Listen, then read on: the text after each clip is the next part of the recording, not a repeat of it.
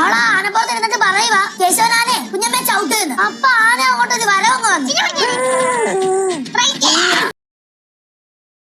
Hello friends, അങ്ങനെ നമ്മുടെ ഉപ്പും മുളകും പുതിയ പ്രൊമോയിലും നമ്മുടെ കല്ലുമോളും കേശവും കൂടെ ആനക്കളി കളിക്കുന്ന ഒരു ദൃശ്യങ്ങളാണ് കൂട്ടുകാരെ നമുക്ക് കാണുവാൻ സാധിക്കുന്നത്. നമ്മുടെ കല്ലുമോള് കേശുവിന്റെ പൊക്കത്ത് കയറി നിന്നിട്ട് ആനയെ വലത്തോട്ട് പോവാനേ ഇടത്തോട്ട് പോവാനേ ഈ ആനക്കൊരു അനുസരണമില്ല എന്നൊക്കെ പറഞ്ഞ് നമ്മുടെ കല്ലുമോള് വലിയ പാപ്പാൻ കളിക്കുന്നൊക്കെ ഉണ്ട്.